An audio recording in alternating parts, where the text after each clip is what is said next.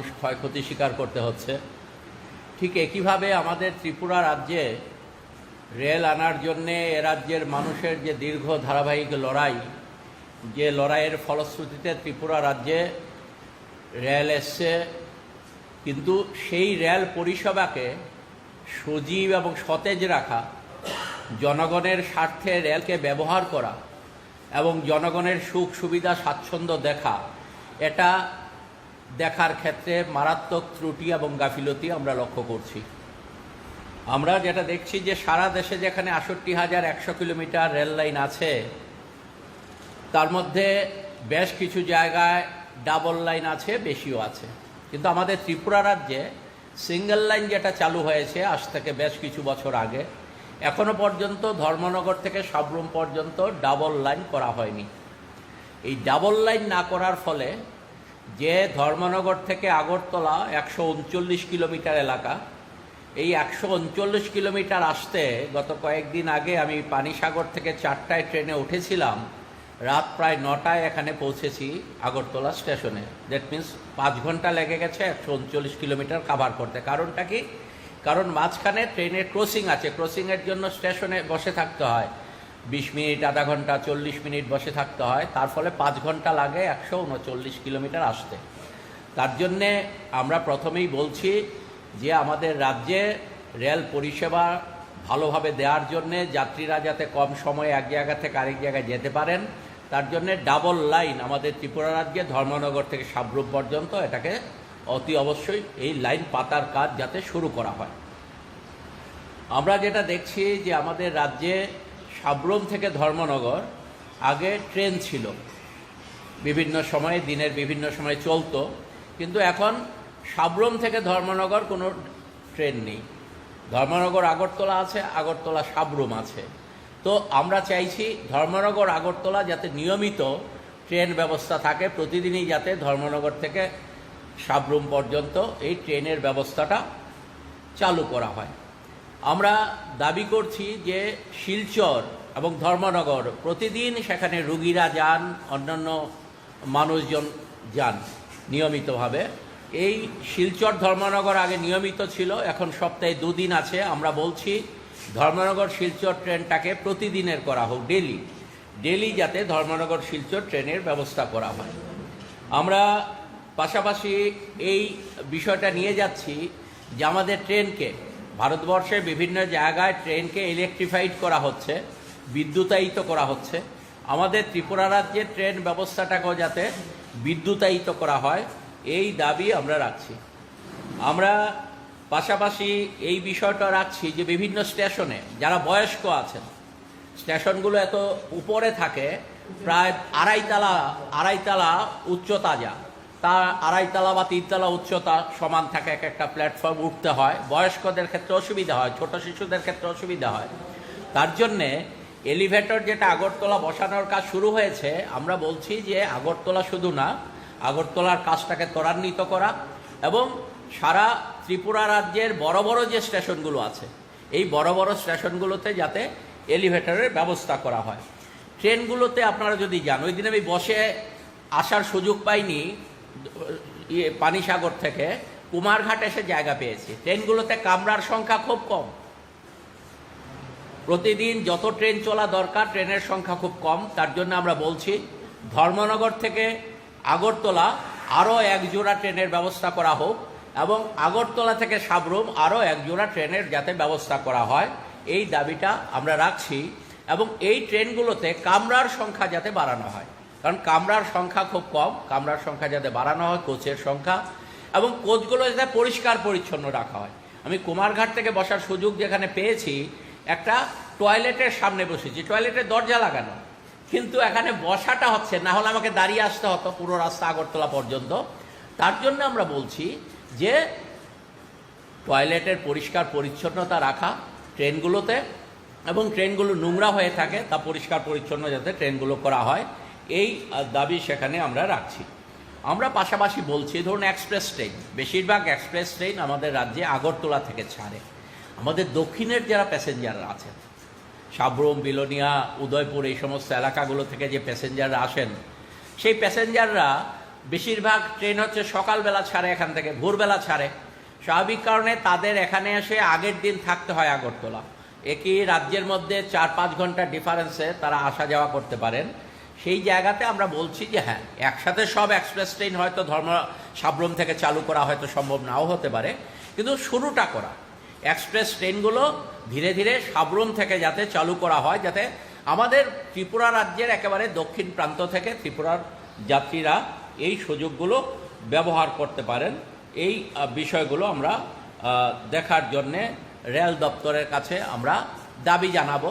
অন্যান্য আরও অনেকগুলো বিষয় আছে, আমরা এই সমস্ত বিষয়গুলো নিয়ে এই মাসের শেষের দিকে আমরা রেলওয়ে জেনারেল ম্যানেজার আছেন নর্থ ইস্ট ফ্রন্টিয়ার রেলওয়ে, ওনার কাছে আমরা গতকালকে মেল পাঠিয়েছিলাম।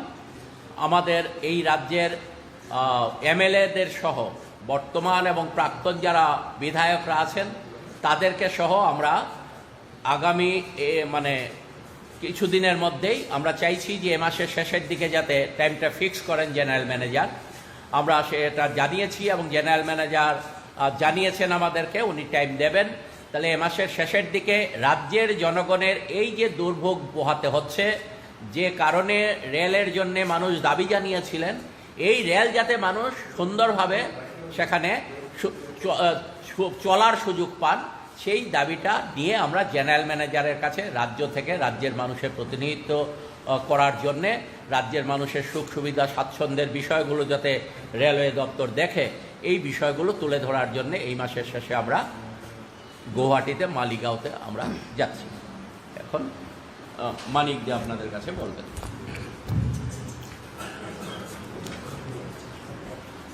রেলে ত্রিপুরার যে আসার ক্ষেত্রে কম বেশি যুক্ত ছিলাম, একটা সময় মন্ত্রী ছিলাম, তার সুবাদে আজকে আপনাদের মাধ্যমে কিছু প্রশ্ন আমি এই ডাবল ইঞ্জিনের সরকারের কাছে রাখতে চাই, কেন্দ্র এবং রাজ্য উভয়ের কাছে। এগুলি সবগুলো কিন্তু রিলেটেড, একটা একটা করে প্রশ্ন আমি রাখতে চাই।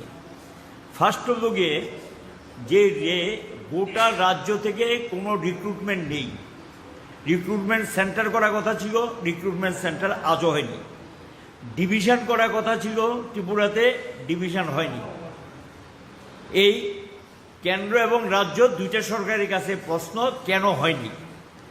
থার্ড হলো এখানে বলেছেন যে ক্রসিংগুলো সিরিয়াস অবস্থা, এখান থেকে ধর্মনগর যেতে 4.5 ঘন্টা লেগে যায়, কোনো সময় 4.5 ঘন্টা, তার থেকে গাড়িতে আসা যায় আগে। এমনটা কেন হবে? এবং রেলের গতি, যেখানে অন্যান্য রাজ্যে দেখা যাচ্ছে কি সমস্ত ট্রেন চালু করছেন গতি বাড়ানোর জন্য, আর আমাদের রাজ্যে যেগুলো চলে না এগুলো সমস্ত আমাদের রাজ্যে পাঠিয়ে দেওয়া হয়। ধর্মনগর থেকে শিলচর প্রতিদিন ট্রেন যেত, ওদিক থেকে আসতো, শিলচর থেকে ধর্মনগর আবার ব্যাক করতো, আবার ধর্মনগর থেকে একটা শিলচর যেত, শিলচর থেকে ব্যাক করতো। কোভিডের টাইমে এই ট্রেনটা তুলে দিলেন, এখন এটাকে সপ্তাহে 3 দিন চালাচ্ছেন। কি ব্যাপার? এখানে ধর্মনগর থেকে শিলচরে যায়, বিভিন্ন জায়গাতে যায়, কর্মীগঞ্জ যায়, সে যাওয়ার কোনো ব্যবস্থা নেই। তাহলে এটা কেমন কথা হলো? 2021-এ যে এই ট্রেনটা তুলিয়ে নিলেন, এই ট্রেন আদৌ চালু, এটা মিটার গেজের সময় কিন্তু চালু ছিল, পরে এটা ব্রড গেজে কনভার্ট হওয়ার মোড়ও চালু ছিল, কিন্তু সেটা বন্ধ করে দিয়েছেন। সপ্তাহে মাত্র 3 দিন। কেন থাকবে না? প্রতিদিন থাকবে। এই উত্তর তোদেরকে দিতে হবে। এখানে লক্ষ্য করে গেছে আগরতলা ধর্মনগর 2 জোড়া ট্রেন আপ ডাউন করে উভয় দিকে, একে করে দিয়েছেন একটা। এখন দূরে একটা যেহেতু সবাইটা রাত্রে একটা 3টা ট্রেন ছিল, তার মধ্যে এটা করে দিয়েছেন একটা ট্রেন। কেন এটা হবে? যে অবস্থা এখন, কালকে এখন এসে আমাকে বলছে সে কুমারঘাটকে তার বাটা, তার স্ত্রী এবং তার মা ছিলেন, মা বৃদ্ধা, একটা সিট পাই দাঁড়িয়ে আসতে হয়ে। এই যে অবস্থা, ট্রেনে দাঁড়ানোর জায়গায় এখন প্যাসেঞ্জার ট্রেনের মধ্যে যে দাঁড়ানোর জায়গা নেই। ধর্মনগর থেকে আগরতলা, ওইদিকে সাব থেকে আগরতলা, আর সাবরুম থেকে আগরতলা যে ডেপোতে মাত্র 5-6টা বগি, কিছুই না, 5-6টা বগি ভর্তি হয়, সেখানে অন্য প্যাসেঞ্জার দিতে পারছে না, দাঁড়িয়ে থাকা হচ্ছে, বৃদ্ধদের অসুবিধা হচ্ছে, টয়লেট ফেসিলিটি ঠিক নেই। কেন? এটা রাজ্যের মানুষের প্রতি কোনো ধরনের তাদের রাজ্যের মানুষের সঙ্গে এটা অবজ্ঞা করা, অসম্মান করা হচ্ছে। রাজ্যের মানুষকে। এই অবস্থা চলে এবং ডেমোর ক্ষেত্রে সেটা দেখা যায় ভুগি কম এবং ডেমোর শ্যাড করেছে নর্থ ইস্ট মধ্যে প্রথম আগ্রহ হয়েছে। এটা বাইরে নেওয়ার চেষ্টা হয়েছিল, আমরা তীব্র বাধার সেই দিন যেতে পারিনি। তাহলে এখানে কেন ডেমোর এডিশন কোচ ইঞ্জিন এগুলো আসে না, অতিরিক্ত কোচ এবং ইঞ্জিন এখানে আসে না, আরো যা চালু করা যায় এবং সেটা শুধু ধর্মনগর কেন এগুলো কুমারঘাট করা যায়, ইচ্ছে করলে আপনি রূপপুর পর্যন্ত করতে পারে। এটা লোকাল ট্রেন সার্ভিস, ডেমোটা হলো লোকাল ট্রেন সার্ভিসের জন্য।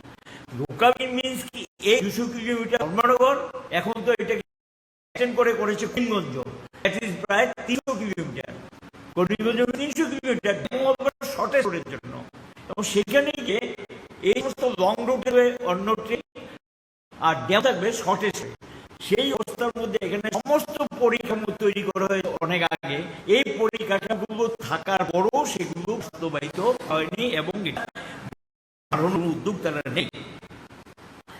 এখানে এই যে বলছি বিষয় অঘটনা, এটি সিদ্ধান্ত 2016-তে 2016 সিদ্ধান্ত, আজও এটা শেষ হয়নি। আর যেটা করছে আরেকটা করছে, যেটা আপনি উঠেন কিন্তু নামতে ওটা প্ল্যাটফর্মে নামার জন্য সেটা নেই, তুই যাবো এটা ওয়ান সাইডে না, এটা বোথ সাইড হবে। আমি যেখান থেকে উঠবো নামার ব্যবস্থা থাকতে হবে, আবার যেখানে নামবো সেখানে ব্যবস্থা থাকতে হবে। এটা ওয়ান সাইড করছে, যেটা কাজ শুরু হয়েছে এই কাজ আজও হয়নি। কি ব্যাপার, এটা কাজ করতে সাধারণ জিনিস করতে কয়েক বছর সময় লাগবে এবং এখন পর্যন্ত সেটা তারা বুঝলেন না। এবং আমি লক্ষ্য করলাম যে এই কাজটা, এবং যারা বয়স্ক লোক তাদের পক্ষে, অসুস্থ যারা তাদের পক্ষে খুবই অসুবিধা হয় এবং এই সিস্টেমটা না থাকাতে।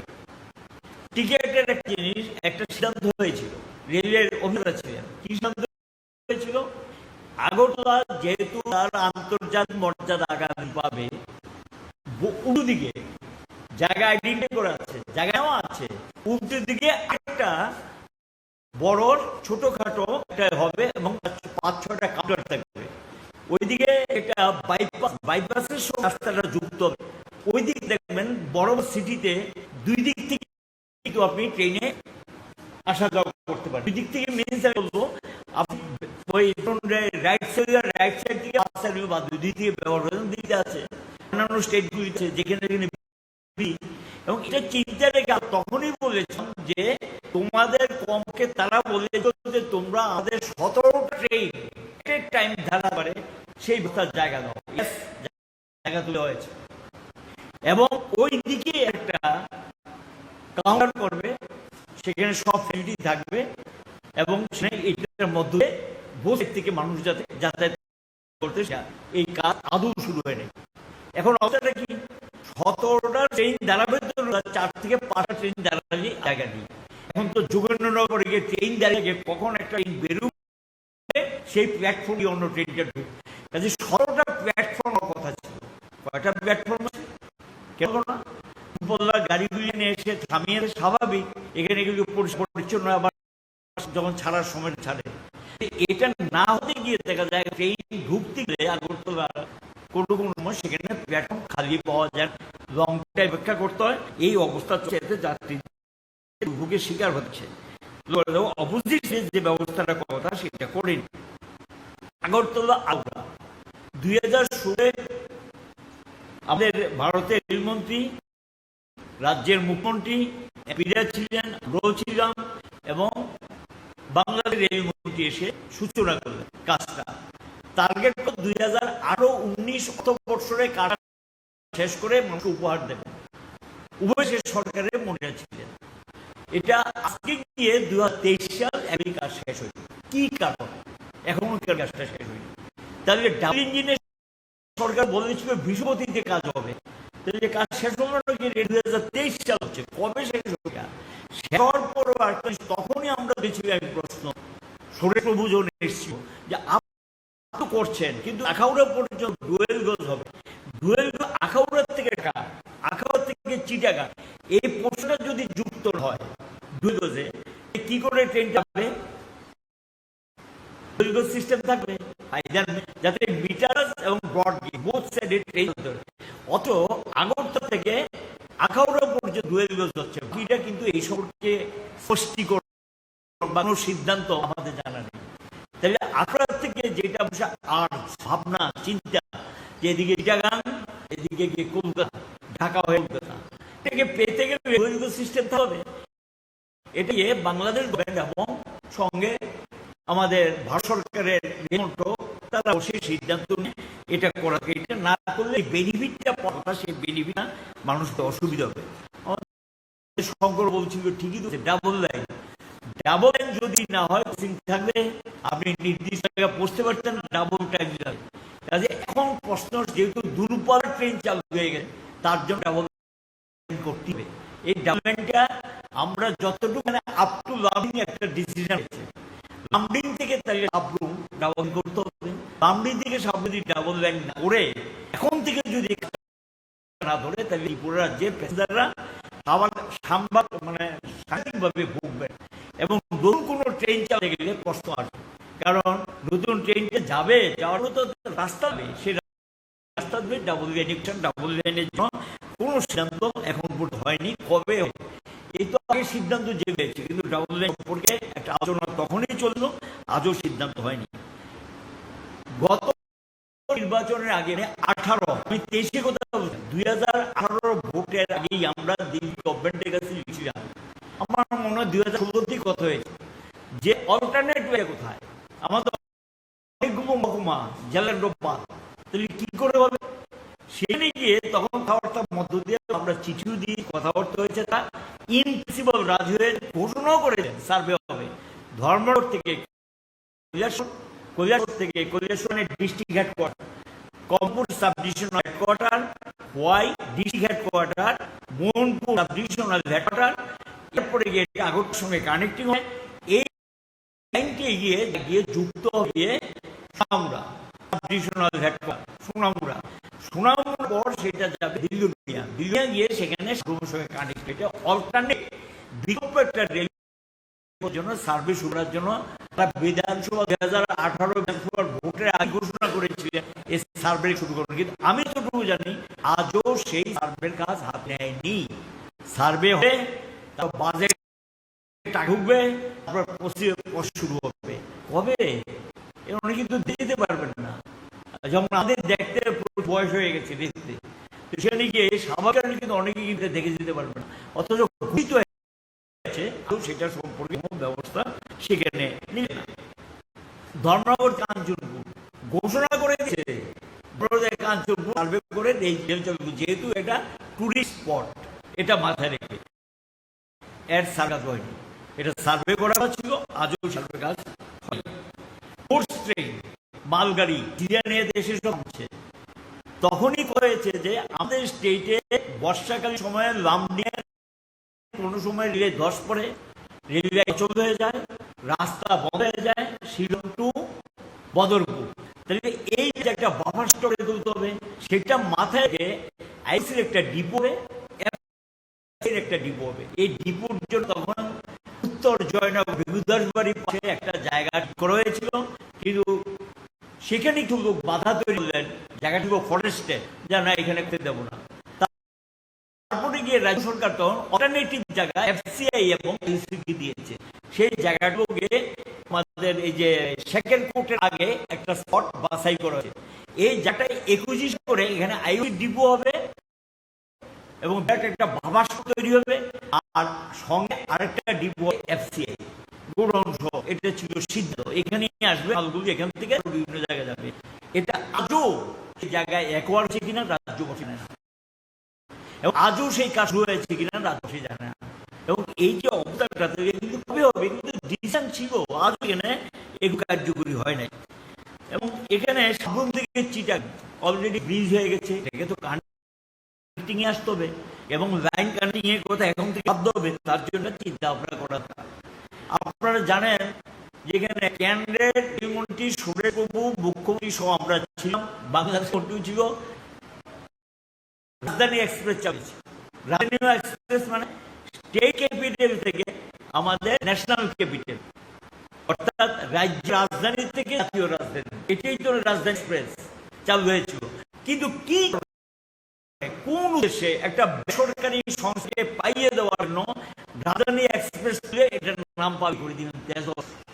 একটু বেশি ভাড়া দিতে হয় এবং সেখানে গিয়ে তেজস এক্সপ্রেস, রাজধানী এক্সপ্রেসের যে সুযোগ সুবিধা সবটা হয় না।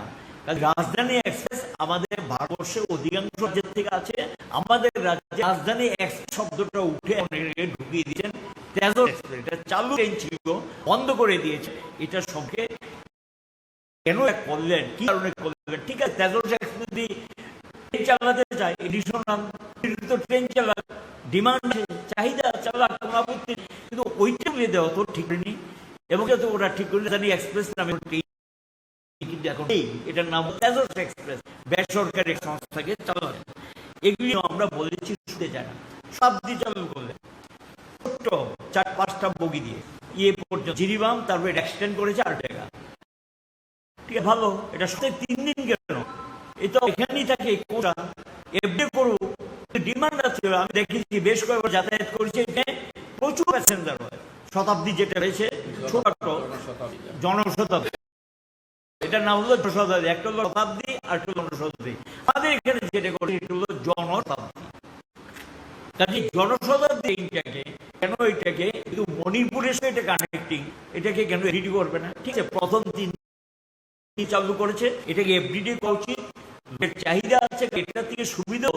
আপনি করিমগঞ্জ হয়ে সকালে 6টা ছাড়ে আমরা দেখি 8 গিয়ে পৌঁছে যায় ধর্ম, 9 গিয়ে পৌঁছে যায় করিমগঞ্জ, তারপরে মদরপুর, তারপর অরুণাচল নামে একটা জায়গা, সেখান থেকে এটা ঘুরে মণিপুরের দিকে ঢুকে এইটি আবার বিকেলে করে আসে। এতে যদি বোথ সাইড এটা করা যায়, এখানকার মানুষ বেশি সুযোগ পাবে এভরিডে যা করে, সেটা আমরা বলছি। ইলেকট্রিক লাইন কথা এসছে, একবার পরিষ্কারভাবে মনে আছে, এই সালটা যে বসে বলল বিদ্যুৎ পাবো কোথায়। আমরা এসুট করেছি, চিঠি দিয়ে জানিয়েছি বিদ্যুৎ আমরা দেবো, বিদ্যুৎ সেই বিদ্যুৎ আমরা দেবো। আমার রামডিং থেকে সাবরুম পর্যন্ত যে লাইনটা, এই লাইনটাকে বিদ্যুতায়িত করো। বিদ্যুতায়িত করলে সেখানে এই বিদ্যুতায়িত মানে গতি বাড়ে, রেল গতি বাড়বে, সুযোগ সুবিধা আরো বাড়বে। এতে রেলেরও কিন্তু অনেক বেশি খরচ কমবে। কেন কমবে? কারণ ডিজেল ইঞ্জিন যে খরচ, বিদ্যুতের তার খরচ অনেক কম। স্বাভাবিক কারণে রেলের ক্ষেত্রে আসবে। কিন্তু এখন পর্যন্ত আমাদের রাজ্যে এই বিদ্যুতায়িত বিদ্যুতায়িত যে কাজ, সেটা হয়নি। বিদ্যুতের এখানে আমাদের অ্যাক্সেস পাওয়ার আছে, সেই পাওয়ার আমরা দিতে পারি। দেওয়ার তো জানি না রাত বিদ্যুতের কি অবস্থা করে রেখেছে, কিন্তু আমরা কিন্তু কমিট করেছিলাম এদিকে আমরা বিদ্যুৎ সরবরাহ করবো, নিশ্চিতভাবে বিদ্যুৎ দেবো। এটা তখন কমিটমেন্ট ছিল, সেটা আমরা চাই লাভবিন থেকে সব পর্যন্ত যাতে লাইনগুলিকে বিদ্যুতায়িত করা হয়।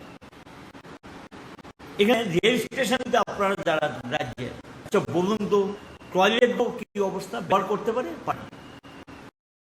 আগরতলাটা তারা বাকি টয়লেটগুলো ব্যবহারযোগ্য, অধিকাংশ টয়লেট খারাপ অবস্থা, খাওয়ার নেই এবং সাফাই নেই, সাফাই করার না, নোংরা আছে স্টেশনগুলো, সাফাই করে না। কেন হবে? মানুষ পয়সা দিচ্ছে, ভাড়া বাড়াচ্ছে। আর এখন তো বিমানের মতো ধরে দিয়েছে, সকালে একটা রেট, বিকালে একটা রেট, গোটা একটা রেট, বিমানের মতো এই টাইপ হয়ে গেছে। সেটা আগের সিস্টেম নেই। রেলের ভাড়া ক্ষেত্রে সিস্টেম চেঞ্জ হয়েছে। এখন দেখবেন যে অনেক করে দিচ্ছে, যে 3 দিন আগে করলে 1 টাকা, 7 দিন আগে করলে 1 টাকা, 15 দিন আগে করলে এত টাকা, এরকম মানুষের পকেট কিন্তু কাটা হচ্ছে ব্যাপক। সেখানে ভাড়া বেড়েছে, কি তার সঙ্গে পরিষেবা খুবই দুর্বল, সে পরিষেবা করেননি। একটা প্রজেক্ট আমরা পাঠিয়েছিলাম, আমি বাইদিবে আমাদের এখনকার যিনি মুখ্যমন্ত্রী একদিন ওনার সঙ্গে হয়েছিল, আমি বাইদিবে ওনাকে বলেছিলাম যে এইরকম একটা প্রজেক্ট ফাইলেও আছে, ডিপার্টমেন্টে আছে। সেই প্রজেক্টটা কি, রেলের অফিসারে আমাদের রাজ্য করে একটা ম্যাপ করে দিয়েছিল, স্যাটেলাইট থেকে করে দিয়েছিল। এখানে আগরতলা থেকে মায়ানমার, অর্থাৎ আগরতলা আমবাসা, অর্থাৎ আমবাসা থেকে লাইনটা আসার পরে যে স্টেশন লাইনটা যাবে, গিয়ে সেটা গিয়ে ঢুকাবে মায়ানমার। এতে গিয়ে বললো যে প্রায় 200 কিলোমিটারের কাছাকাছি রেলপথ থেকে মায়ানমার কানেক্ট হয়ে যায়। মায়ানমার কানেক্ট হওয়া মানে 6টা দেশ কানেক্ট হবে, 6টা, এটার সঙ্গে আর ওদের সঙ্গে তাদের কানেক্ট আছে, 6টা দেশ কানেক্ট হবে। এবং এটা হলো গিয়ে শর্টেস্ট, আমবাসার থেকে যদি এটা করা হয়, এটা হলো শর্টেস্ট। এবং এতে খরচও তাদের কমবে। এই প্রজেক্ট আমরা ফরেন অ্যাফেয়ার্স মিনিস্ট্রি সুষমা স্বরাজমন্ত্রী ছিলেন, ওনার কাছে পাঠানোর পর প্রাপ্তি স্বীকার করেছেন। এই চিঠিতে এটাও বলেছেন যে খুব ভালো প্রস্তাব আপনারা পাঠিয়েছেন, আমরা এটা রেলকে পাঠিয়েছি, রেল যাতে এটা পরীক্ষা করে দেখে। ফরেন মিনিস্ট্রি এই চিঠি এখনো আছে ফাইল, খুবই ভাবে। এবং এইটা এই প্রস্তাবটা রেল মিনিস্ট্রির সঙ্গে যোগাযোগ করবে, তা বলছে হ্যাঁ আমরা দেখি, এটা খবর নিচ্ছি এইটুকু। কিন্তু এই যে প্রজেক্টটা, এই প্রজেক্টটা কিন্তু ইন্টারন্যাশনালি ত্রিপুরা একটা গুরুত্বপূর্ণ জায়গা আছে, বাংলাদেশের সঙ্গে কানেক্টিং হচ্ছে, সেটা কনসিডার রেখে এই ইকোনমিক লাইনটা করতো কিন্তু মানুষ উপকৃত হতো এবং রাজ্যের অর্থনীতিরও বিকাশ করাতে কর্মসংস্থান ক্ষেত্রে একটা সুযোগ সুবিধা বাড়বে। আমাদের রাজ্যে আমরা বলবো যে সমস্যাগুলোর কথা তুমি বললাম, এগুলো নতুন না, বামফ্রন্ট সরকারের সময় থেকে আমরা দাবি জানিয়েছি জনগণের পক্ষে, জনগণ সুযোগ সুবিধাগুলি, এগুলো সম্পর্কে বর্তমান রাজ্য সরকার এবং কেন্দ্রীয় সরকার, একই দলের সরকার, তারা এগুলো সম্পর্কে মানুষকে যাতে একটা নিশ্চিত এবং উপযুক্ত ব্যবস্থা নেয় আমরা রাখবো। এবং এই বিষয়গুলি নিয়েই একটা প্রতিনিধি দল আমরা বাধ্য, আমরা কিন্তু এটা হইনি আগে যে রবি স্যার রেখে নাচতেন, আমরা সমস্যাগুলো তুলে ধরতাম, এখন এখান থেকে প্রতিনিধি দল বিধায়করা থাকবেন এবং বিধায়ক থাকতেন